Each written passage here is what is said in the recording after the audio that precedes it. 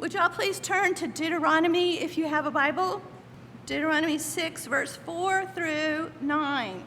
Hear, O Israel, the Lord our God is one Lord.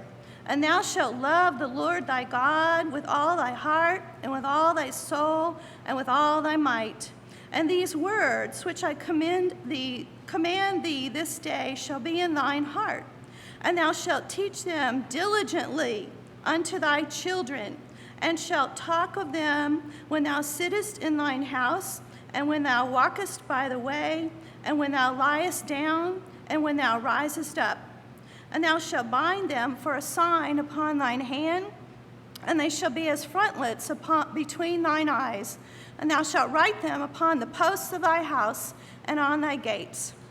So I just want to tell you two quick stories about how we tried to do this. My husband and I were both saved at Bible camp as young teenagers, and we realized that Bible camp, we were having children, and we thought, we want them to go to a Bible camp somewhere. And Alan and I were talking one day, and we said, I wish we could find a camp where we didn't just send them off by themselves for a week or two and then have no connection. We said we would like to go to one that the whole family could go, and we could enjoy it together and have a little vacation and have Christian fellowship and teaching, and we could raise our children there, maybe even go more than once. Well, we had just had this conversation, and I went to visit two other moms, and we were talking over lunch, and I said, you know, my husband and I they said, the question came up, what are you going to do this summer for a vacation? And I said, well, you know, we would really like to go to a Bible camp and take our whole family. And this other lady grabs her purse, opens up her purse, flips out this Red Cloud Creation Camp brochure and slaps it on the table right in front of me. And I said, well, what is this? And she said, this is exactly what you're looking for. And I read it, and I said, well, it is. And I felt like God set me up, you know. And so I went and I told Alan, and we said, yeah, that's what we want. And so we went. This camp had speakers all summer long, and the speakers, they had 2 weeks where they taught about creation versus evolution. And Alan, like he said in his testimony, has always been interested in that, so we picked that week. And so that's how we started. That was in year 2000. And we went almost every year for 14 years. I mean, over and over and over. And I asked Alan after, 5 or 6 years, well, do you think we ought to go a different week? He said, no, I like this. So hopefully we've learned a little bit about evolution and creation. And so the point I wanted to make is the scripture says to do it when you walk and when you lie down and when you go by the way. And so we wanted our children to grow up under the teaching of the word. And church is wonderful and absolutely priority. But anytime you can add support material, support missionaries or evangelists, it just reinforces what the Bible says and what the church says. So we were very grateful for that. So one more quick story. You want to hear one more? Okay. We'd been going for several years, and we had 3 boys, and they were, 5 years apart, like 6, 11, 16, and we had gone to camp, and afterwards, for a special treat, we were going to float the river, do a raft trip, and it was a big deal, and we were excited. It's kind of expensive, so it was kind of our end-of-the-week blowout. And so we went, and we were all in the raft with this guide, and we were going down the river, and he started telling us, he was doing his job. He was being a good guide. He said, well, you see all these rocks and all these layers over here, and this was eroded over years and years and millions of years, and this river cut this out. And he was giving the whole evolutionary story, and the boys started looking at Alan, with their eyebrows up, like, well, Dad, like, okay, Dad. And so Alan very graciously let him give his talk, and we just kind of nodded our head. And then he finished, and Alan goes, well, there is another alternative explanation for how this river came and all these layers came. And he goes, oh, really? Well, what is it?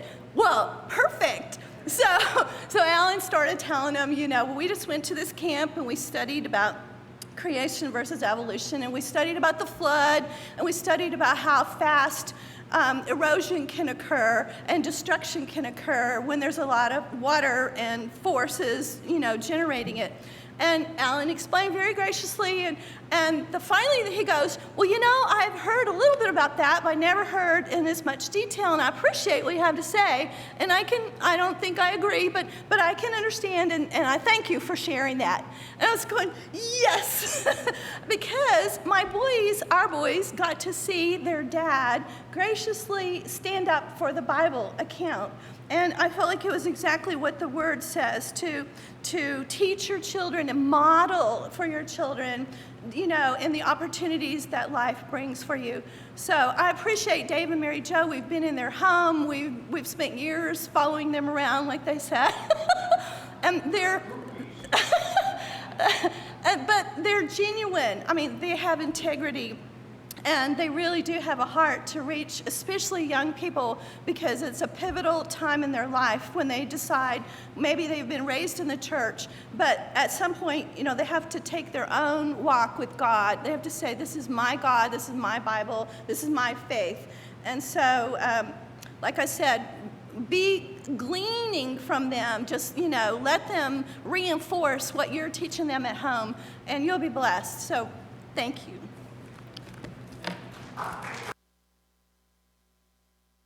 Thank you, Molly. All right. Our publication, Think and Believe, is going to be passed around by Mary Jo. Did anybody not get a chance to sign up for publication Think and Believe? Raise your hand. Raise your hand. All right, very good. Well, you've been hearing us talk about a lot of different things, haven't you? And if you missed last night, the second presentation that was recorded last night was available for you to look at. That'll explain to you a lot of what Alan evidently shared with this rafter, okay? And later, my son became a raft guide, and he and another guy started a ministry on the Arkansas River in Colorado, one of the most popular river rafting companies there now. It's a ministry. But so they get a different story when they go on one of our raft trips, okay? So anyhow, dinosaurs. What does dinosaurs have to do with the Bible? Huh? What do you think? Look up the word dinosaur in the concordance. What do you find? Nothing. It's not there. Well, we'll explain why in a little bit. But dinosaurs in the Bible. Do you have to throw out the Bible to believe in dinosaurs? We had somebody come up to us one time, and she said, I believe the Bible, and I've gone to church. But then she almost whispered, looking around, but what about the dinosaurs? As if she was embarrassed to ask a question. God is never embarrassed by our questions, is he? He wants us to come to him with our questions, with our doubts, and present them to him as well. But anyhow, we've been giving these tours of Costa Rica for some time. And, all right, let's see if that works a little better this time. That's not clicking for me. But we've been giving these tours on Costa Rica for some time. And right after the Costa Rica tour, we would do college ministry, okay? So we do college ministry right after the tour at the University of Costa Rica, and then a whole bunch of different churches. This is an ad. Come and join us. Is anybody remotely interested in joining us on the Costa Rica Creation Tour? Mary Jo, I see that hand. Give her a brochure for sure. Anybody else? But anyhow, and then also, if you're interested, give Mary Jo your email address, and I want to send you a complete description of everything there, even a daily itinerary. And so, but we've been doing these tours, and last year, after the tour, we were speaking at the University of Costa Rica, and one of the girls is actually helping us get some of our slides translated into Spanish. So she ended up coming up with the title in Spanish of our program. And what that translated means, prehistoric species and humans. Well, that was really neat. I let that one slide by because I could use that. And I said, wait a minute, what day did God create everything on? Starters day one, right? And in 6 days, God did it. And what's the first verse of the Bible say? In the beginning, God created the heavens and the earth. Is there anything that predates that besides God himself? No. Everything then from Genesis 1 on is what? Historic record. So there isn't prehistoric. Oh, wait a minute. That's heresies. Everybody knows that dinosaurs lived millions of years ago, right? Well, we'll get to that, but no, not necessarily.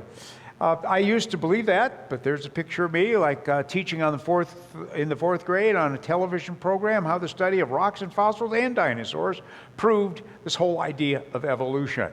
And I was sold out to evolution all the way through my training, all the way through college, university, until teaching on the college level. I ran into information against the theory of evolution by a book Mary Jo found for 5 cents in a secondhand bookstore. Okay? And that basically set us on a different path. But when you look at that, I would have laughed at the possibility of dinosaurs and people living together, even though I like the cartoons, right? Yeah, careful, them little twerps are carnivorous. That means they eat meat, right? And that's what one dinosaur says to another. Great cartoon, but I'd say no basis in reality. Everybody knows that dinosaurs and people were separated by 100 million years, roughly, okay? That's what I would probably say.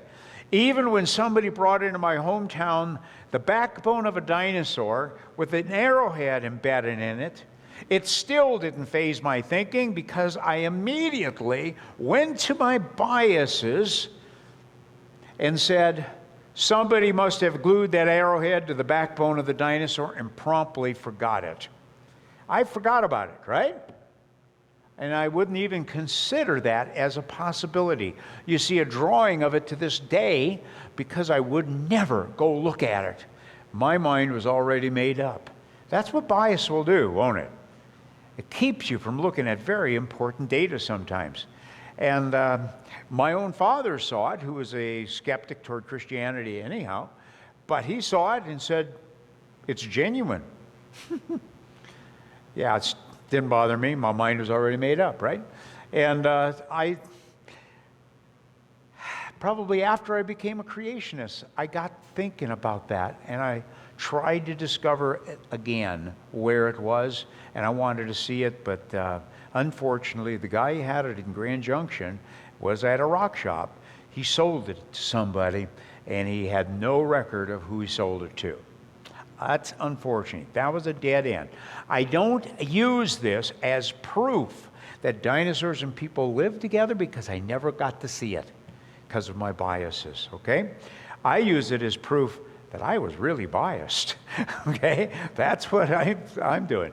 So what's the problem? Well, dinosaurs had their heyday here. They all died out somewhere over here, a great old tertiary die-off. And then people didn't come on the scene until multiple millions of years later. That's what the theory of evolution teaches, right?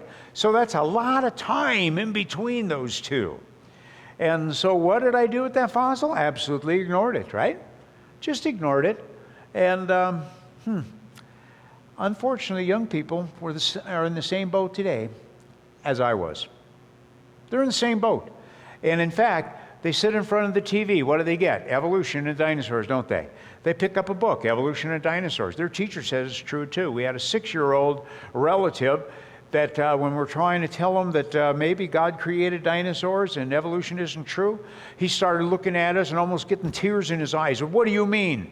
My book said it was true and my teacher said it was true too. How do you argue with that? And this is a 6-year-old. A 6-year-old. It's amazing how easily they're swayed to believe evolution, even at the youngest ages.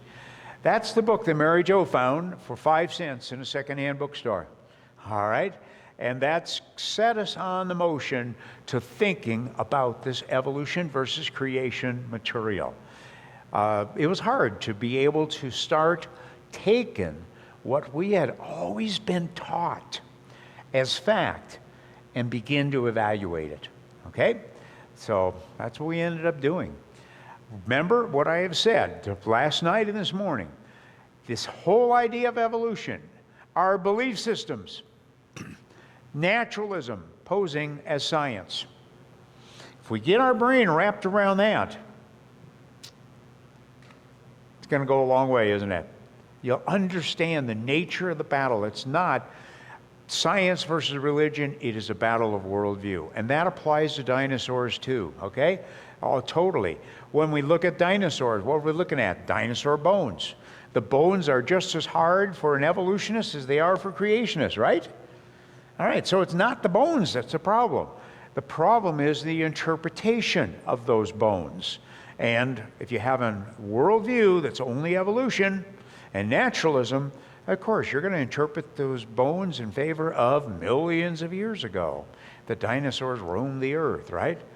So then our biases begin showing up.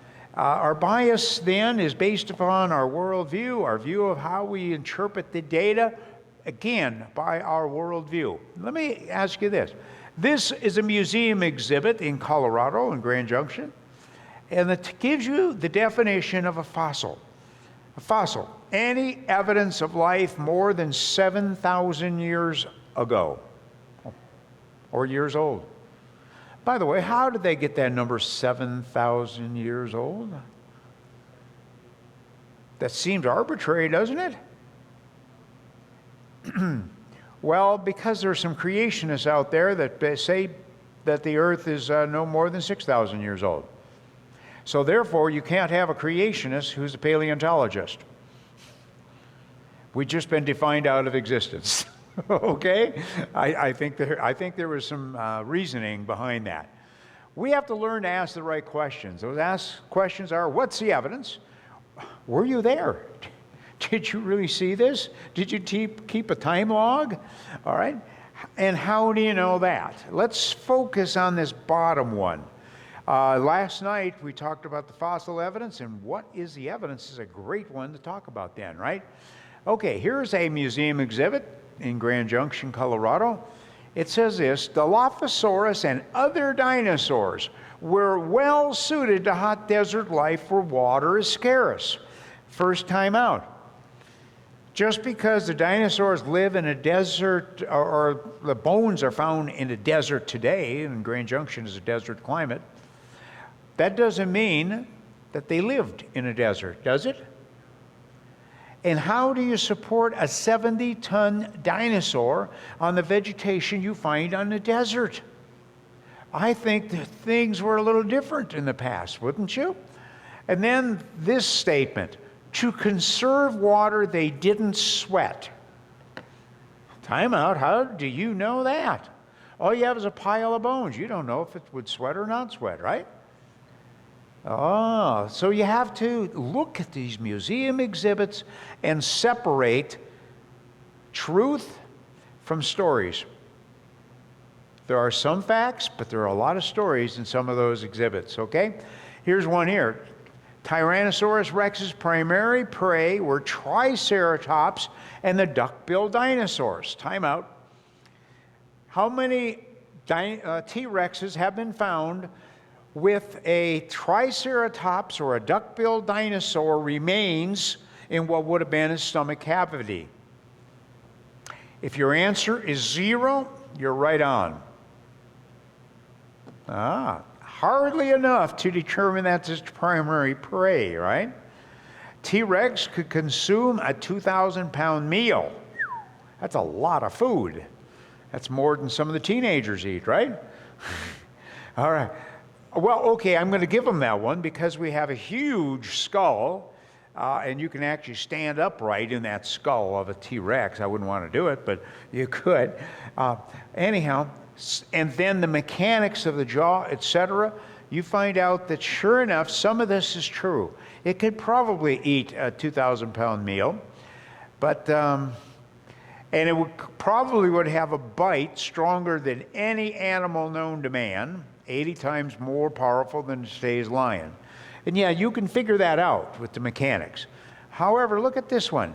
After this 2,000-pound meal, after such a hearty feast, T-Rex would not have to eat for 3 or 4 days and would spend the time napping. How do you know that? Again, good story, keeps the kids' attention, right? But it loads them with evolutionary idea as they go through one thing after the next. How many saw Jurassic Park? Great movie, right? All right. Remember that big old claw on the raptor, that star of the show, the Velociraptor? That was meant for ripping flesh, wasn't it? Most people don't know that the whole raptor was reconstructed from only parts of 5 bones, one of which was the claw. So how do you know what that claw was actually used for? Look at those claws. Oh, fierce claws. No, it wasn't too fierce. It actually belongs to a blue jay. Not that fierce, is it? All right, so, how about those big claws? It's a very docile creature, uses those claws to hang upside down from a limb. All right? And we fortunately get to see these guys in Costa Rica. All right, so that's always fun. But anyhow, very docile animal. They look at those big claws. I wouldn't want to meet that one in the night, would you? Actually, his common name, even though it's called a kikaju, his common name happens to be the honey bear.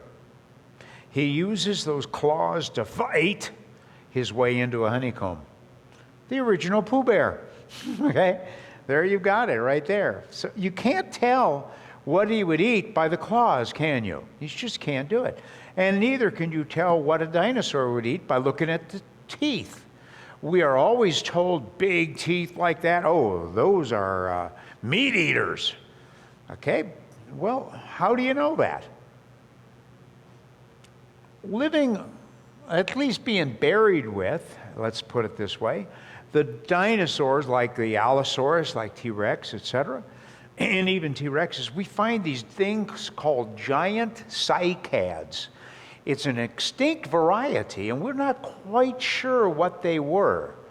But they kind of look like, to me, when I see the cross-section of it, a giant armored pineapple. Now, have you ever tried to bite into a pineapple without first slicing it with a nice big knife? Oh, man, you take a bite out of that thing and you get a mouthful of hurt, don't you? So something's going on here. Perhaps, maybe, if you wanted to get into one of these things and it is succulent or whatever, you're going to need a pretty good set of steak knives in your mouth to get through it. Perhaps that's what that dinosaur was eating. We can't tell what the dinosaurs would eat by looking at the skull or the teeth. Look at those big teeth. Meat eater. Nope. Belongs to the fruit bat. Uses those teeth to peel and get into its favorite kind of fruit. Okay? Look at those big ones right there. Belongs to the nectar bat. And not a meat eater. Big teeth on the spider monkey. It's an insectivore. Eats insects and fruit, etc. Another fruit eater and insectivore.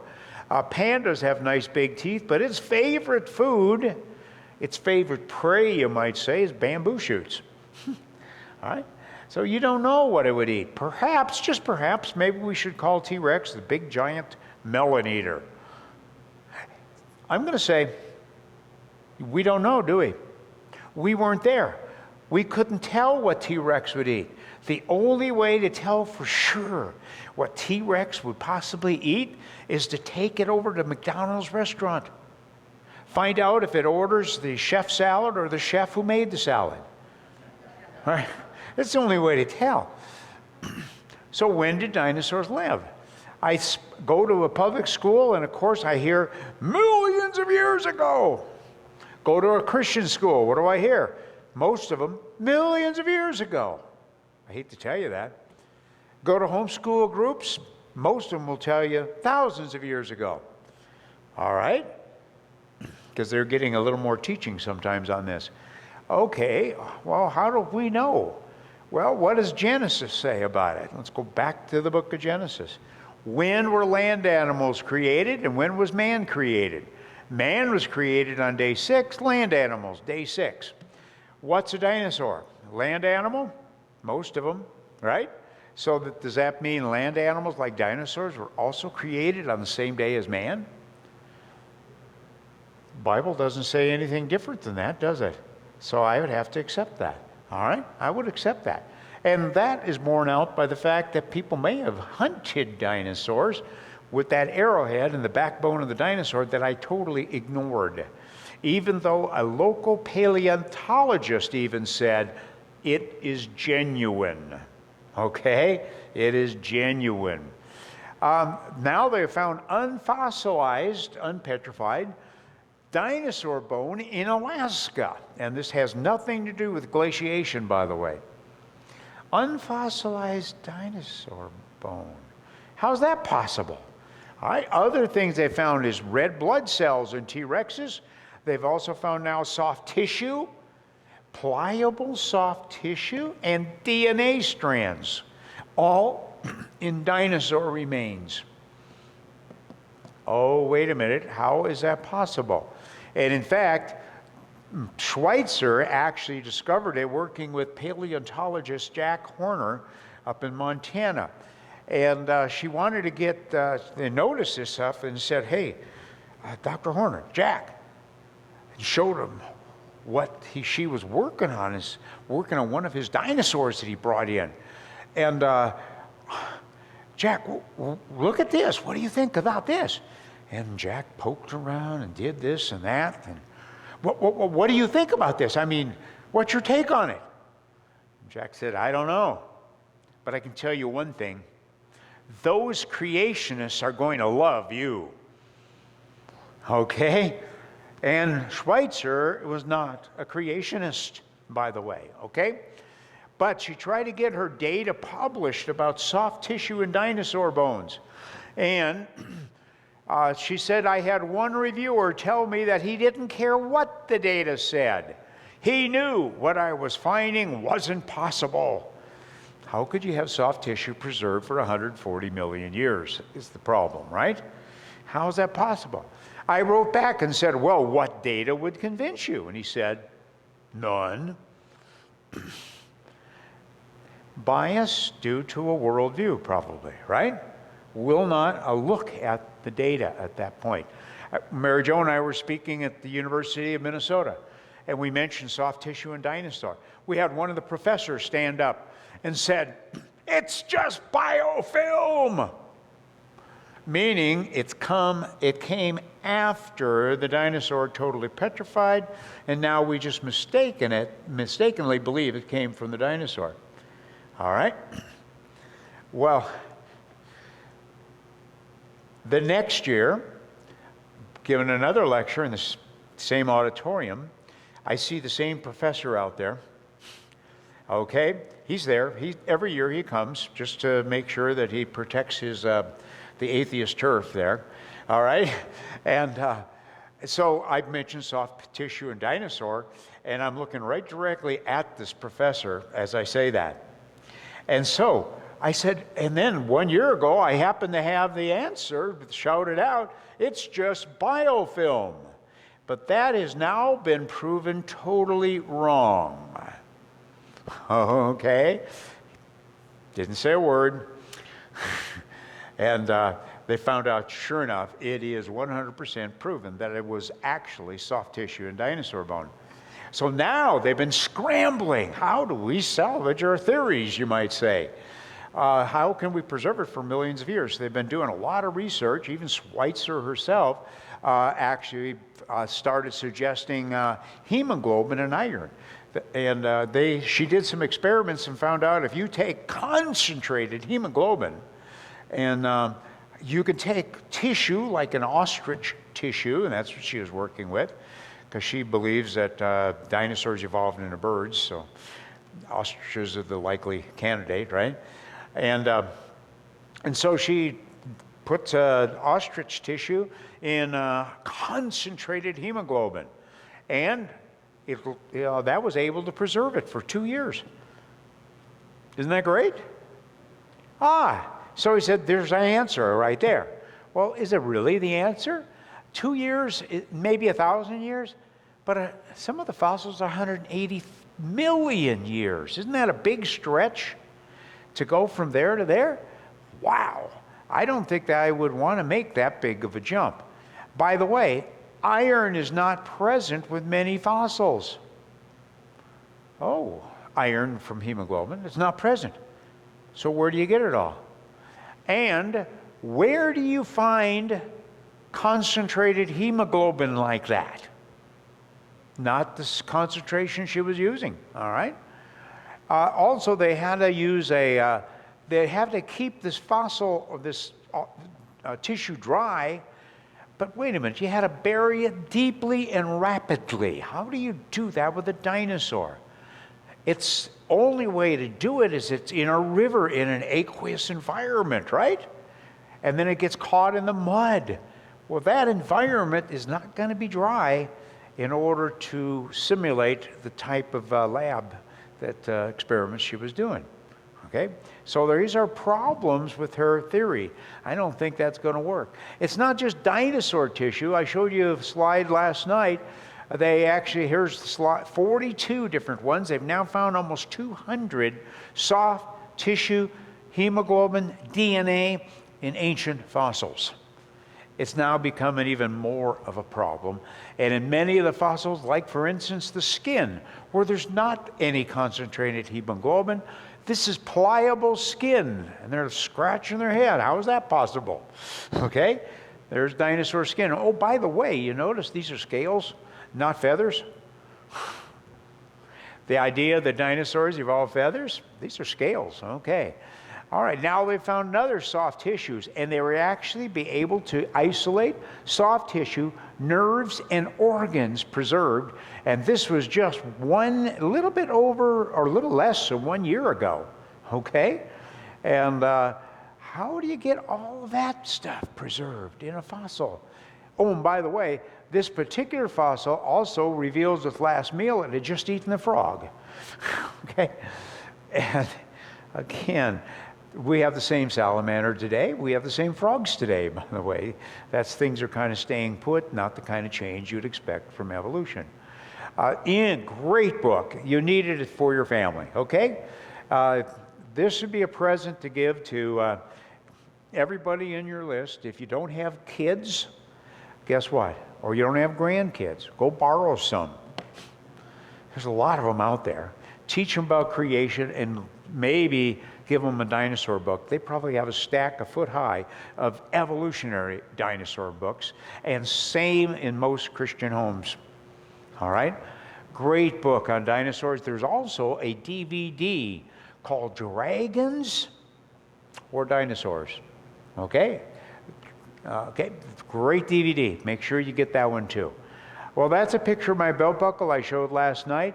And this also shows that maybe dinosaurs didn't live millions and millions of years ago. They took carbon-14 reading on the dinosaur bone. They found thousands of years, not millions of years. That's a problem for evolution, isn't it? Thousands of years. How do you explain that? Well, does the Bible mention anything about dinosaurs? I already said no, right? But there is a creature called Behemoth in Job 40. And it says, behold now Behemoth, which I made with you. God's talking to Job, right? He eats grass like an ox. Behold, the strength is in the loins of his belly, right? He's not afraid that he can swallow up the whole Jordan River. Almost, okay? A big creature called the greatest of the ways of God. I think Behemoth was a dinosaur, actually. I think he really was. And now, other people says he's big, he's powerful. Lives sometimes in the water. So people said maybe Behemoth is an elephant, or perhaps a hippopotamus. Right? Well, great. He moves his tail like a cedar. Oh, wait a minute, hold on. They knew the cedars of Lebanon in that part of the country, didn't they? And I wouldn't say that looks like a great big cedar of Lebanon tree. And not only that, the hippopotamus is almost non-existent tail. And so I wouldn't call that a cedar tree, but I would call that particular tail like a cedar tree. Okay? And so maybe the Bible was talking about dinosaurs. Is there any other record of people ever having seen these great creatures? What about dragons? How many here believe in dragons? Raise your hand. I try this at the university. I might get one student, hand inside of his shirt, going, toot, toot, toot, toot, toot, toot, afraid to let anybody else know. And then I give them the definition of a dragon. The classical definition of dragon was a large reptile. And I said, now, with that definition, how many of you believe in dragons? Okay, some other students. Now, I ask, how many of you believe dragons could breathe fire? One student. And that's about all. But what does the Bible say? We see Gilgamesh, not the Bible here, but Gilgamesh slays a dragon. It looks like a dinosaur. We see that. And when we look at some of the dragons, could they really breathe fire? Okay, would that cartoon be appropriate? It might be, all right. But we look at Job 41, talks about Leviathan. The interesting thing about Leviathan, his breath kindles coals and a flame goes out of his mouth. Boy, that guy could breathe fire or he had extremely bad breath, okay? But really, looks like he can breathe fire. And you know, I don't think that's really a tough thing. The Chinese have no problem with fire-breathing dragons. Did you know that? Part of their culture is, in fact. And the reason is because it looks like maybe they knew something we don't know. Bombardier beetle, little tiny beetle that lives in southwest United States, actually. I'd mentioned this morning. It can actually mix two chemicals together and produce a fiery explosion. If a little beetle that's a half an inch long can do that, what about some of these dinosaurs like have the big bone heads? They call them the bonehead dinosaurs, right? Was that a chemical mixing tube? When you actually look at the potential, the cross-section of the skull, there's been a few scientific papers lately indicating that could be a chemical mixing tube. And if that's the case, then it could belch out fire, couldn't it? It's attached both to the back of the mouth and into the nostrils. So maybe that's not so far-fetched after all. What about these flying reptiles? Again, the big bonehead, could that be a chemical mixing tube? Could this be where they have always gotten these ideas of fire-breathing dragons? And some of the dragons could actually fly? Oh my, this guy's getting weird on you here. Right? Make sure you get that DVD. It's on the book table right over here. It's called, what? What's it called there, Molly? The DVD. Yeah. Dragons and Dinosaurs. It makes a solid connection. It's a documentary, and I think you'd love looking at it, okay? It makes a tremendous one, and so does that book that I showed you earlier about the dinosaur, Your Guide to Dinosaurs. And I think it makes a good point. Other points here too. Marco Polo visited China in 1271 AD. And in fact, he reported that the emperor raised dragons to pull his chariots in parades. So what do we know about these large reptiles? They're large enough to pull a chariot, right? Very large. We have St. George, who got his fame. He was known as the Dragon Slayer. Okay? The Dragon Slayer. Every one of the artistic plates of St. George killing a dragon, I want you to know something about it, look like known dinosaur types reconstructed in museums. Okay? When we get enough bones, we can get a pretty good idea what they look like. And there are many dinosaurs we have enough bones of to get that perspective. But I hate to tell you, 50% of the dinosaurs found in the Dinosaur Encyclopedia were reconstructed from one bone or less. 50% of all the dinosaurs. There's a lot of artistic imagination going in.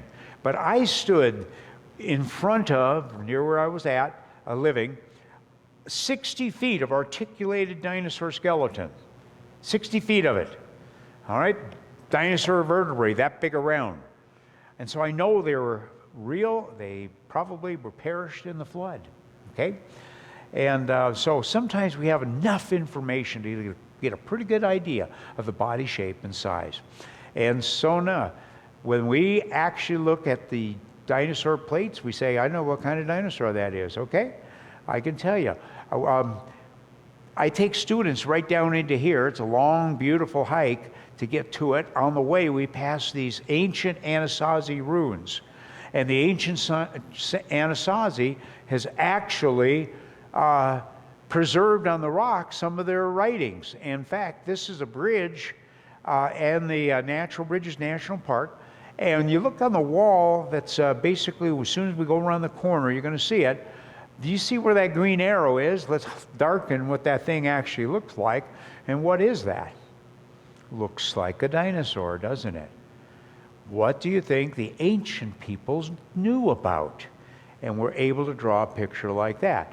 Havasu Canyon, again, you look at that particular creature. What is it? It looks exactly like they have in the exhibit in Canada called Edmontosaurus, doesn't it? I couldn't draw it better, especially if I'm doing it on a rock, all right? Wupatki National Park, they have one that's called Puff the Magic Dragon. Okay, that's what they called it. So this particular Indian drawing that's a couple thousand years old, or 1,000 to 2,000, looks like a dinosaur type, and it's breathing fire or smoke, right? So we don't know what it is for sure. This is out of a Middle Age depiction. There's a pterosaur. And a paleontologist looked at that particular reconstruction and said, whoever drew that back then must have been looking at exactly the thing that was a living at that time, because it is a perfect representation of what we think it looked like from a fossil record. Okay? That's what he said. This is Manitou Springs, an Indian prayer stick. Does that look like one of the pteranodons or pterosaurs? Yeah. The Thunderbird design, ancient Southwest Indian. Legend actually talk about this huge flying reptile. And they found the bones of it, or they not only the bones, but found the dead creature. This is a Asian collection, 1,400 years old, or 1400 AD. And look at this, 3 toes on the front, 3 toes on the back. It looks exactly like Bacher's reconstruction of Oviraptor, doesn't it? I think somebody must have seen that. Okay, Amazon River. This is hard to see in this lighting, but these guys are hunting what appears to be a dinosaur, like a brontosaurus. Okay, one of those guys. These guys are hunting maybe Corythosaurus, either that or Big Bird, right? You Sesame. All right. This is an ancient Chinese ornamental box with sauropod dinosaurs on it. Those are definitely dinosaurs. This is the Nile crocodile leopard on a mosaic. Again, they're hunting this thing, and these things supposedly extinct for 70 million years. Another mosaic in Israel, and where these guys are hunting another thing that we have seen in the fossil record, and we called it a dinosaur. Mesopotamian cylinder seal, 3300 BC is what they dated that as. And these creatures look exactly like that dinosaur. All right. Peruvian burial stones, about 1000 AD. Many of the original ones that they originally found, by the way, look exactly like dinosaurs, okay? And since they started publicizing this, we had a lot of people going down there talking to the native people and saying, if you ever find anything with dinosaurs on it, we're going to purchase it from you. Well, guess what? Money to be made, a rash of fakes began to hit the market. So some of them are fakes, but Ed Heaton from over here at Eugene, Oregon, actually says that he can tell the difference. He's taken pictures of thousands of these burial stones, and they all have a certain patina if they're genuine, okay? And basically, he's seen them with dinosaurs, etc., just like these guys right here. This is the temple in Cambodia that's about 1,000 years old. Wait a minute, what's this creature? All the other creatures on all these other columns are creatures we know of that are living today. What is that? Most kids says, that's a Stegosaurus. Maybe that's what they were seeing in the jungles of Cambodia, right? This is Bluff, Utah. What is that creature? One of the Indian drawings. Here's another one right here. What is that? I don't know. Is it a dinosaur? Possibly so, okay? This is another mosaic. Again, look at these figures. Now take off the ears, and you have this dinosaur that we find in the fossil record. And by the way, ears aren't usually preserved in the fossil record, okay? Usually the bones are, all right?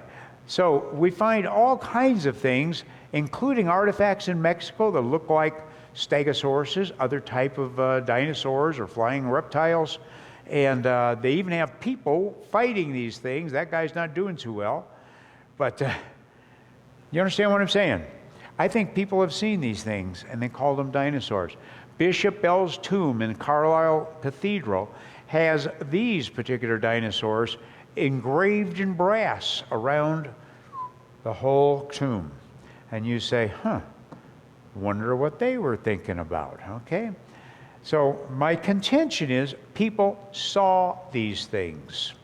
They called them dragons, meaning large reptiles, okay? And now we're going to have to figure out what happened to them. But first, why were they so big? Why? Well, some people suggest there was a canopy of water surrounding the earth, okay? Made perfect conditions for life on earth.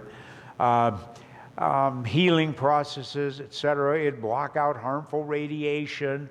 This water vapor, thickened water vapor canopy, the whole world would have been like a greenhouse. Then that could explain a lot of things we see in the fossil record. Okay? That could do it. And all of these things, lots of vegetation, increased oxygen, harmful radiation blocked, would help longevity. All right? Now, does that make you think about anything in the Bible? What about the how long people lived in the Bible? Why don't you go ahead and click that? Okay. Does it say anything about how long was Methuselah alive? Remember that? 900, there it is, 969 years, right? Skeptics say, now we know that Bible's a myth. People can't live that long today, so they couldn't have lived that long in the past. That is interpreting what they see, interpreting the Bible through the lens of, quote, accepted science. I suggest let's interpret science in favor of the lens of Scripture. All right? And what makes me think when I see all of these people living long ages is what happened at the flood that caused a decrease in lifespans. Perhaps his water vapor canopy all of a sudden was different. Maybe what caused the flood also caused fluctuation in the magnetic field, okay? Maybe that's what happened. And when we look at the magnetic field, we find out that the Earth's magnetic field has been decreasing at a very, very predictable rate. You got that? Very predictable rate.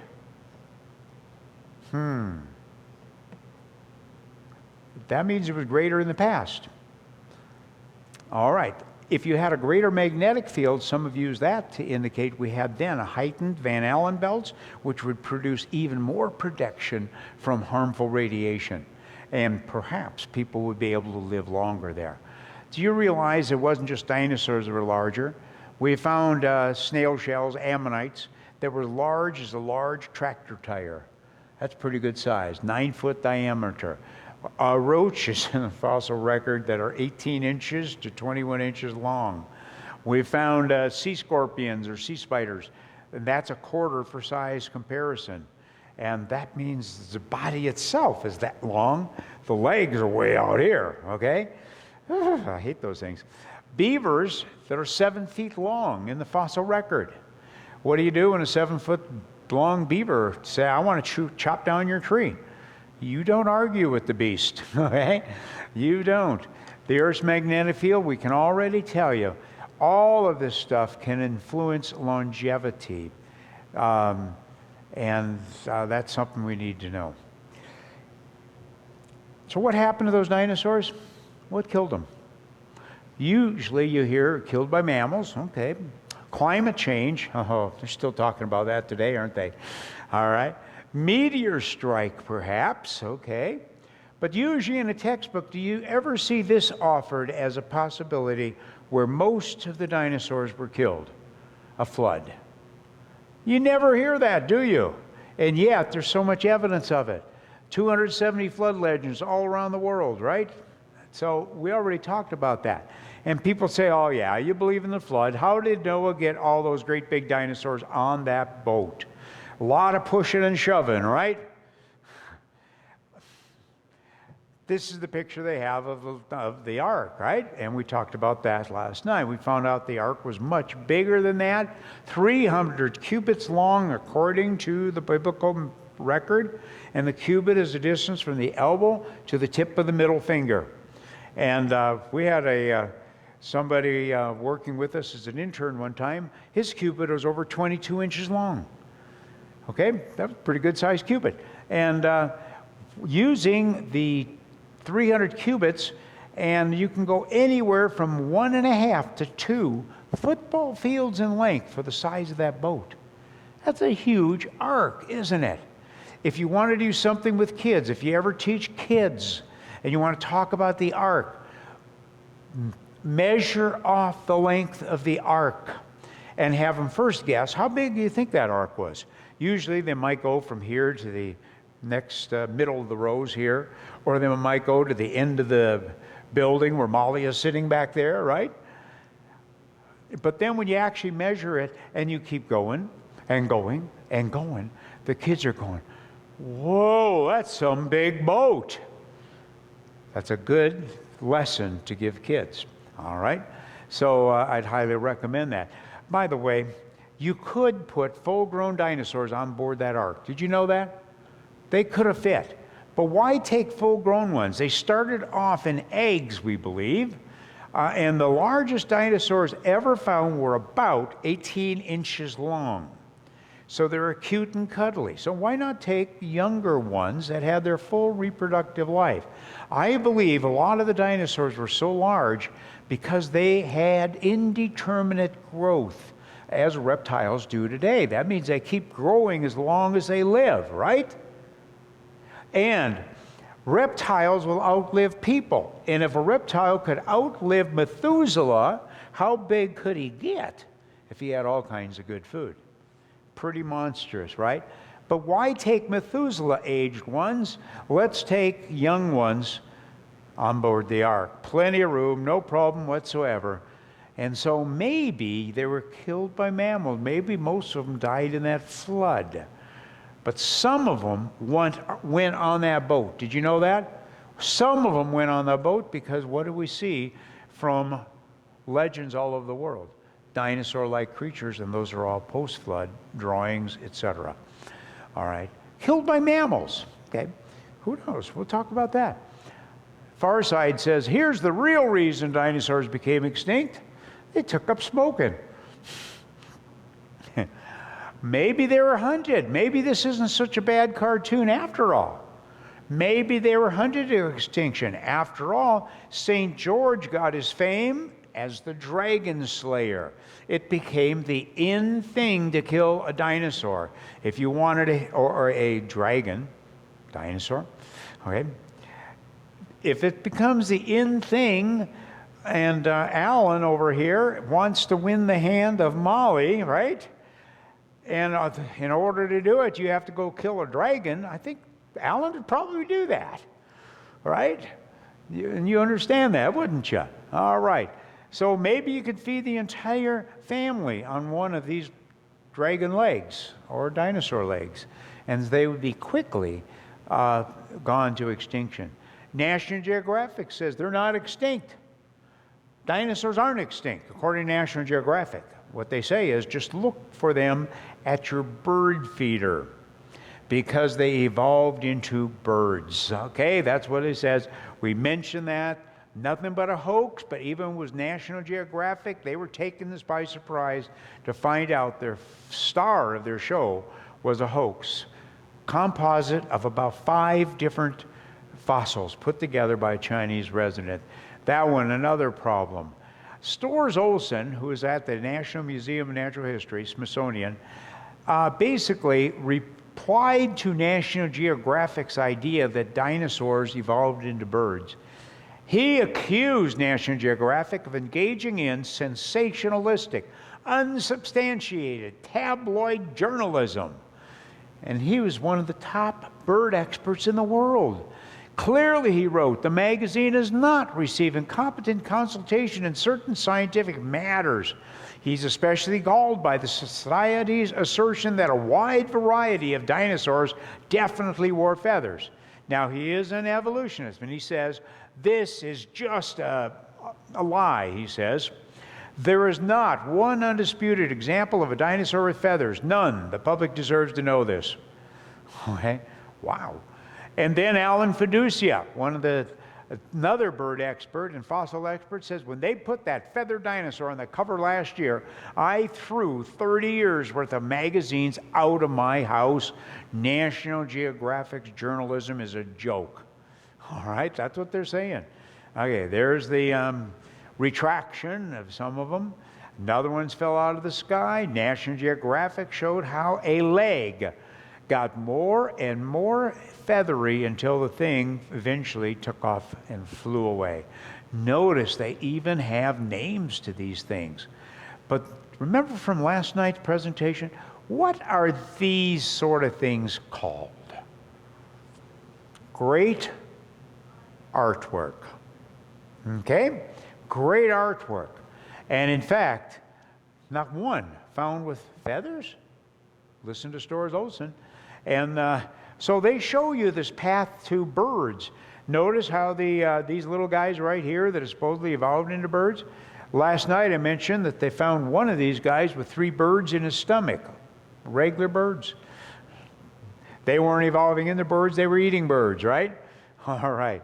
And then we've got the real order. My artists at AOI took apart National Geographic's chart and showed the real order of these fossils, because these are in the wrong order. Here's the real order. Yes, you have birds where they're supposed to be, but wait a minute, we have birds clear down here. We even have birds even before the dinosaurs. Uh-oh, you can't be your own grandmother. There's a problem here, right? Big, big problem. All right, why don't they show you that? Because they're painting a good picture for evolution. And they may not even been trying to deceive you. Did you know that? It's just the fact they're operating on their biases. That's what they're doing. What is Kevin Padian, University of California, Berkeley, had one of his fall out of the sky. They're in the wrong order. He says, no problem. We don't always get everything in the fossil record in perfect order. And guess what? There is a problem. Okay? There's a big problem. And if you look at it, can you just imagine a bird evolving into dinosaurs, okay? Or a dinosaur into birds? Why not something like that, or better yet, like this? Now, okay. The struggle is over the interpretation of the data, not the actual data. And if you look at the flood, as the main reason dinosaurs became extinct, except for those who were preserved through the flood on the ark, and as recorded by historical documentation in many different countries, if we're willing to believe it. Okay? That's a big if.